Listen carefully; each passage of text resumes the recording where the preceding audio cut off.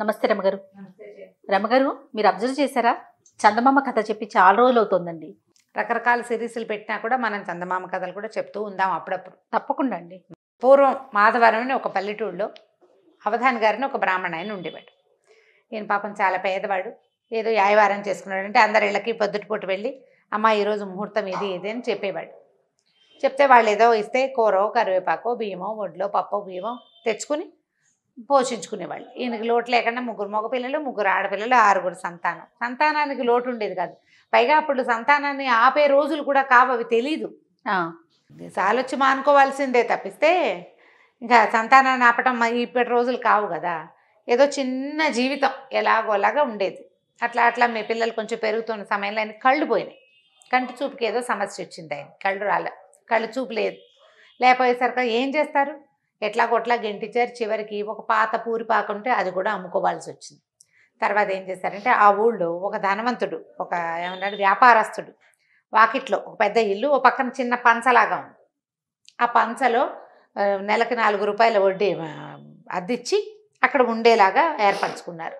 ఇల్లు వాకిలి లేవు కదా. అదేలేండి. ఈ 6 పిల్లలు భార్య భర్త అక్కడ ఉండేవాళ్ళు. ఈయన కళ్ళు పోయినాయి. ఆయన ఇళ్ళంబడిపడి తిరగలేడు. ఆ ఊళ్ళో ఒక రామాలయం ఉంటే వీళ్ళు ఏం చేసేవాళ్ళు, రోజు పిల్లలు కానీ తల్లి కానీ ఎవరో ఒకళ్ళు ఆయన తీసుకొచ్చి ఈ రామాలయం దగ్గర కూర్చోబెట్టి ఒక గావంచ ఆయన ముందు పరిచి వెళ్ళిపోయేవాళ్ళు. సాయంకాలం మళ్ళీ తీసిపోయేవాళ్ళు అనమాట. పొద్దునే కాస్త అన్నం తినేసి వచ్చేవాడు ఆయన. వచ్చి ఇక్కడ కూర్చుంటే ఈ గుళ్ళోకి వచ్చిన భక్తులు పావలావో 10 పైసలో అరటిపండో లేకపోతే కొబ్బరి చిప్పో ప్రసాదం ఏదైనా చేస్తే అదో, అది కాకపోతే స్వయం పాకం ఇస్తారు. బ్రాహ్మడు కదా, ఎంత చెడ్డ పాపం. స్వయం పాకం ఇచ్చుకోవడానికి అవధాని గారు గుడి దగ్గర ఉంటాడు కాబట్టి అది పితృకార్యాలప్పుడు అట్లా ఏవో ఇచ్చేవాళ్ళు. పావలా 10 పైసలు పడేవి. దేవాలయంలో దండం పెట్టుకుని సాయంకాలం అయ్యేసరికల్లా పిల్లలో తల్లో ఎవరో ఒకళ్ళు వచ్చి ఈయన పడిన వస్తువులు మూట కట్టుకుని ఆయన చేతబుచ్చు తీసుకుపోయేవాళ్ళు. రోజు ఇట్లా కూర్చునేవాడు. ప్రతిరోజు దేవుడికి దండం పెట్టుకునేవాడు. ఏమిటి నా పరిస్థితి, కనీసం పిల్లలైనా ఎక్కి రావాలి కదా, ఆడపిల్లల పెళ్ళిళ్ళు ఎట్లా చేస్తాయి ఈ జీవితంతో అని దిగులు పడేవాడు. పెద్ద పిల్లల్లో 2 మగపిల్లలు కొంచెం పెద్దవాళ్ళు అయ్యారు. వాళ్ళు కూడా ఓ పావలా తెచ్చేవాళ్ళు ఏదో చిన్న పని చేసి. ఇంతమంది ఉన్నారు, 6-8 పొట్టలు నిండద్దు.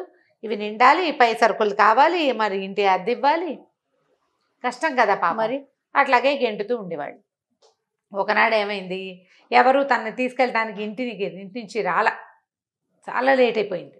ఆయన సాయంకాలం అయ్యేసరికి తీసుకెళ్ళిపోయేవాళ్ళు. చీకటి పడితే నడవలేడు కదా. అయితే ఎవరు రాపోయేసరికి నేను చూస్తూ ఉండగా ఏమైంది, ఆయన భార్య ఏడ్చుకుంటూ పరిగెత్తుకుంటూ వచ్చింది.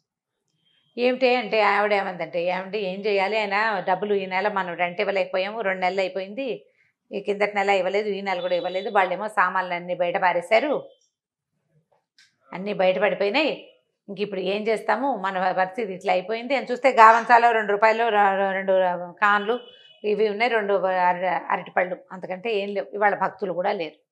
భార్య భర్త ఇద్దరు ఏడుచుకుంటూ దేవుడి దగ్గర దండం పెట్టుకుని మెల్లిగా ఇంటికి నడిచి వెళ్ళారు. సామాన్లు లేవు, ఆ పంచలో నుంచి బయట పారేస్తారు వాళ్ళ సామాన్లు. వీళ్ళకి అన్నం వండుకునే దిక్కు కూడా లేదు. ఇంటికి వెళ్ళాక ఏం చేశారు, అక్కడ దాకా వెళ్ళి బయట పడేశారుగా. ఆ ఎదురుకుండా ఓ చెట్టు, ఏదో పెద్ద చెట్టు ఉంటే దాని కింద ఒక గట్టు ఉంటే ఇవాళకి పొయ్యి ఇక్కడ పెట్టుకుని వండుకుందామని పిల్ల జల్ల అందరూ కలిసి ఆ సామాన్లన్నీ బయట విసిరేసినవన్నీ ఆ చెట్టు పెట్టి కూర్చున్నారు. ఇంతలో ఏమైంది, చీకటి పడే వేళకి సాయంకాలానికి ఈయన తొందరగా తీసుకెళ్ళిపోతారు. రాత్రికి వచ్చే భక్తులు ఉంటారు కదా. ఈ సాయంకాలము ఇక్కడ హడావిడంతా చేసినటువంటి ఆ వ్యాపారస్తుడు, ఆ శెట్టి గారు ఎవరింట్లో అయితే వీళ్ళు అద్దెకున్నారో ఆయన గుళ్ళోకి వెళ్ళాడు. వెళ్ళేసరికల్లా పూజారి గారికి ఏదో చిన్న ఇబ్బంది వచ్చి ఆయన హారతి ఇవ్వకుండా ఇంటికి వెళ్ళాడు. ఈయన బయట కూర్చున్నాడు హారతి తీసుకుని వెళ్ళాలని. ఇంతలో ఏమైందంటే సీతారాములు ఇద్దరూ మాట్లాడుకుంటున్నారు విగ్రహాలు. సీతాదేవి, ఏమిటండి పాపం ఇతను చూడండి ఇట్లా ఉన్నాడు, వాళ్ళని చూస్తే బాధేస్తుంది, అవధాని రోజు వచ్చి కూర్చుంటాడు, పాపం భార్య కూడా ఏడుస్తుంది, ఆ పిల్లలతో ఏమైపోతాడు పిచ్చి బ్రాహ్మడు, పాపం గుడ్డివాడు కూడాను, కాస్త కరుణించవచ్చు కదా అన్నది. అనేసరికల్లా రాముల వారు అన్నట్టు, కరుణించకపోవడానికి ఏమిటి, ఏదో రకంగా అన్నం ఏర్పాటు చేస్తున్నాము, అతనికి కర్మశేషం, కర్మని అనుభవించవలసిందే అంటే ఆవిడ ఏమంటే కర్మలన్నీ తర్వాత చేయొచ్చు, తర్వాత కాలంలో అనుభవిస్తాడులేండి, కనీసం కాస్త డబ్బైనా ఏర్పరచండి అని ఈవిడ పోట్లాడింది అనమాట. ఇంతకంటే కర్మానుభవం ఇంకేం చేయించాలి, పెద్ద సొంత ఇంట్లో నుంచి పంచలోకి చేర్చాం, పంచలో నుంచి రోడ్డు మీదకి చేర్చాం, అయిపోయింది ఇంకా కర్మశేషం, మీరెవరు చెప్తారో నాకు తెలీదు, ఇతనికి ఏదైనా ధనం వచ్చే ఏర్పాటు చేయండి అంతే అని చెప్పింది అనమాట సీతాదేవి. అనగానే సరే ఈయన ఏం చేశాడు, రాముల వారు ఆంజనేయ స్వామి ఎదురుగుండా కనపడుతున్నాడు. సీతారామ లక్ష్మణులు ఇక్కడ నుంచున్నారు, ఆయన ఆపోజిట్ ముందు లో ఉన్నాడు. ఆంజనేయ స్వామి ఆ. ఉంటాడు కదా. ఆంజనేయ స్వామికి, హనుమ విన్నావు కదా అమ్మగారి ఆజ్ఞ, 1,00,000 రూపాయలు ఏర్పాటు చేయి వీధ బ్రాహ్మడికి పాపం అంటే, అలాగే ప్రభు అన్నట్టు ఆంజనేయ స్వామి. ఈ మొత్తం మాటలు వినేశాడు శెట్టి గారు. ఇంకేముంది, 1,00,000 వస్తుంది అవధానికి. ఇప్పుడు ఆయన ఇవ్వన్నాడు, ఈయన ఇస్తానన్నాడు అంటే పడేస్తారనమాట. అంతేగా, డబ్బులు ఎలా వస్తాయి లేకపోతే? సడన్ గా ఎలా వస్తాయి చెప్పు? ఎవరైనా పడేసి అంతే కదా. చేయాలి. వ్యాపారం లేదు, ఉద్యోగం లేదు, పొలం దున్తుంటే ఏదో దొరికింది అనుకోవచ్చు, ఇల్లు కడుతుంటే దొరికింది అనుకోవచ్చు, పునాది తవ్వుతుంటే దొరికింది అనుకోవచ్చు. పునాదులు లేవు, ఇల్లు లేదు, వాకిలు లేదు, ఈయనకి ఎక్కడి నుంచి వస్తుంది? కాబట్టి ఇది కాదనమాట. వీళ్ళకి ఈయనకి అవధానికి డబ్బు ఇస్తారు వీళ్ళే. అక్కడి నుంచి లబలబలాడుతూ పరిగెత్తుకుంటూ ఇంటికెళ్ళి అవధాని గారి కాళ్ళు చేతులు గడ్డాలు పట్టుకున్నాడు. అయ్యో అయ్యో అయ్యో, మా వాడు అప్పడు దుర్మార్గుడండి, మా పనివాడు అప్పడు వెంకడు ఇద్దరు పనివాళ్ళు, వాళ్ళిద్దరు కలిసి సామాన్లు బయటపడేశారనమాట. నేనుండగా ఇంత పని జరగనిస్తానా, మీరు ఎంతో మంచివాళ్ళు, వచ్చి ఉండండి, పంచలో వచ్చి ఉండండి అని బతిమలాడితే ఈయనేమో సరే మరి ఏదో ఒకటి కావాలిగా, పంచలోకి చేరారు. పంచలోకి చేరంగానే ఈయన ఏమన్నాడు, 10 రూపాయలు తీసి అవధాని గారి చేతిలో పెట్టపోతే ఆయన నాకొద్దు, నేను తీసుకోను అన్నాడు. కాదు, పోనీ 10 రూపాయలు చిన్నది, ఈ 100 రూపాయలు తీసుకోండి, చేసిన అపరాధానికి నాకు మన్నింపు కావాలి, ఈ 100 తీసుకోండి అంటే, చీచి డబ్బులు తీసుకుని ఆయన, నేను ఎవరి దగ్గర డబ్బులు తీసుకుని ఎరగను, ఈ ఐవారం చేస్తాను అంతే, నేను నీ డబ్బులు నాకెందుకు నాయన, ఏదో ఆసరా చూపించావు, కాస్త రెక్కాడితే రేపొద్దున మీ 2 నెలల అద్దె మేము ఇచ్చేస్తుంటే, అయ్యో అద్దొద్దు ఏమొద్దు, 100 తీసుకోండి అని ఎంతగానో బతిమలాడేసరికల్లా ఒప్పుకోవాలి ఆయన. ఒప్పుకోకపోతే, అది కాదండి ఓ పని చేద్దాం, మీరు రేపు మీ పల్లెల్లో మీ గావంసా మీద ఏది పడితే అది నాకు ఇద్దరు కానీ ఈ 100 తీసుకోండి అన్నాడు. ఆయన ఒప్పుకోలేదు. నా గావంసాలో పడ్డది నాది, భగవంతుడు నన్ను కరుణించి ఇచ్చింది, రామార్పణం అనుకుంటాను నేను, అది కూడా రామార్పణమే, రాముడే ఇచ్చాడు, అది రామార్పణమే, నీకు ఇవ్వటం ఏమిటి నాయన అన్నాడు. పోనీ 100 కాదు 1000 ఇస్తా, మీకు రేపొద్దున పడేది నాకు ఇవ్వండి అంటాడు. రేపు మీ గావంసాలో ఏది పడితే అది నాదనండి చాలు, మీకు 1000 ఇస్తాడు. ఆయన ఒప్పుకోవాలి. అట్లా బేరం 50,000కి పెంచాడు. 50,000 రూపాయలు ఇస్తాను మీకు, పుచ్చుకోండి, రేపు మీ గావంసాలో పడేది నాకు ఇవ్వండి.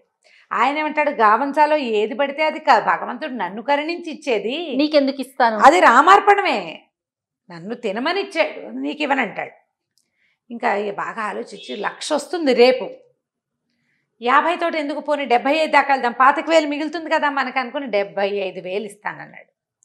అయినా కూడా ఆ పిచ్చి బ్రాహ్మడు ఒప్పుకోలే, కాదన్నాడు. అట్లా చేయకూడదు, వ్యాపారం ఎట్లా చేస్తాను, నేను బ్రాహ్మణ్ణి, నేను నిర్ధనుణ్ణి, భిక్షం అడుక్కునేవాడిని, నా దగ్గరకు వచ్చింది నేను నీకు అమ్ముకోకూడదు, నేను నీకు ఇచ్చేయమంటే ఇచ్చేస్తా, ఇచ్చేయడానికి భయంగా ఉంది, నీకు ఇచ్చేయమని అనకూడదు కదా, అందుకని ఇది ఇస్తానంటున్నాడు. ఏం చేయాలో తెలియలే. ఈ లోపల సావిత్రమ్మ గారు, ఆయన భార్య ఉంది కదా, ఆవిడ అంది, మీరు ఊరుకోండి, ఆయన సైగ చేసి బయటికి తీసుకెళ్ళి, ఆయన అలాగే అంటారు, నేను ఇప్పిస్తాలేండి, మీరు డబ్బులు తెచ్చి ఇచ్చేయండి, రేపు గావంసాలా పడిన ప్రతిదీ మీదే, అమ్మ ఒట్టేయండి అన్నాడు. ఒట్టుకేముంది, నా భర్త మీద ఒట్టు, నా పిల్లల మీద ఒట్టు, రాముడి మీద ఒట్టు. శభాష్, ఎంతో బాగుందిగా. పరిగెత్తుకుంటూ వెళ్ళిపోయాడు శెట్టి గారి ఇంటికి. వెళ్ళిపోయి 75,000 రూపాయలు తెచ్చి పోసేసాడు బాకీ. పరిగెత్తుకుంటూ మళ్ళీ పట్టుకొచ్చేసాడు.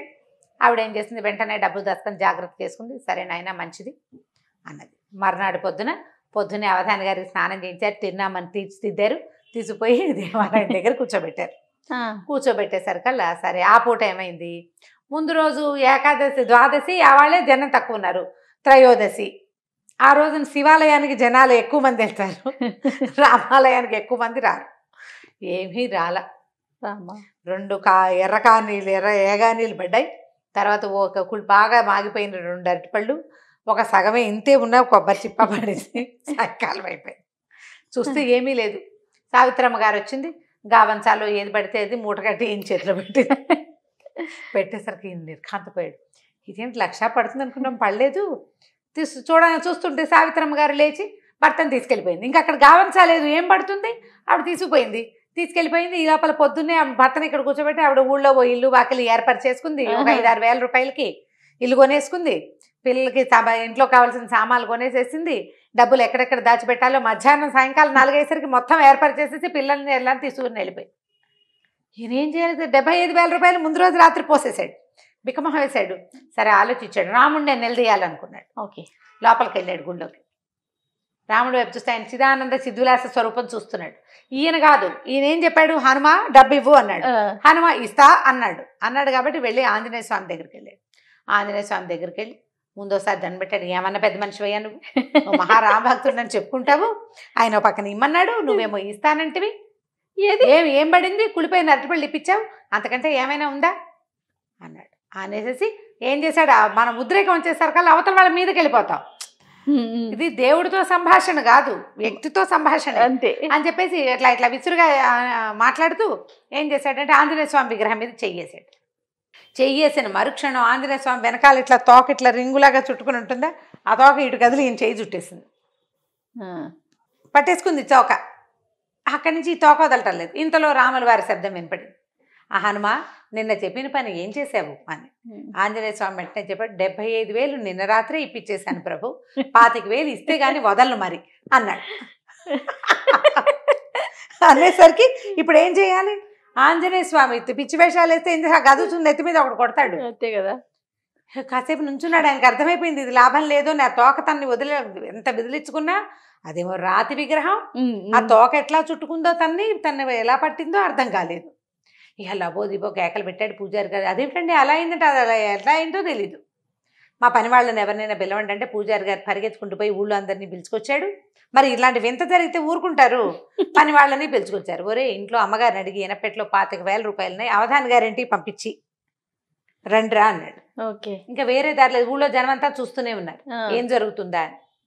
సరే వాళ్ళు పని వాళ్ళు ఇద్దరు పోయి అప్పడు వెంకడు అమ్మగారి దగ్గరికి వెళ్ళారు, 25,000 తీసుకున్నారు. అవధాని గారు ఇల్లు కొనుక్కున్నారు అక్కడెక్కడో, వాళ్ళు ఆ ఇంటికి వెళ్ళిపోయారు. అక్కడికి పోయి పరిగెత్తుకుంటూ అక్కడ డబ్బులు ఇచ్చేసామండి అని వచ్చి చెప్పాక తోక అప్పుడు తోక వదిలింది.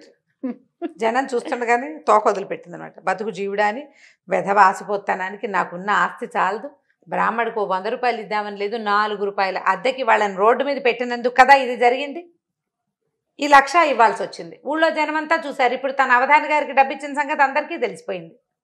దాంతో నోరు గట్టిగా మూసుకుని ఊరుకున్నాడు, బుద్ధి తెచ్చుకున్నాడు. మరి అంతే, బుద్ధి వస్తుంది క్రమంగా. కథ కంచకి మనం ఇంటికి. సూపర్ సూపర్ రమ్మగారు, చాలా బాగుంది బాగుంది కదా, ఎక్సలెంట్. ఇంకో స్టోరీతో మళ్ళీ కలుద్దామండి. నమస్తే.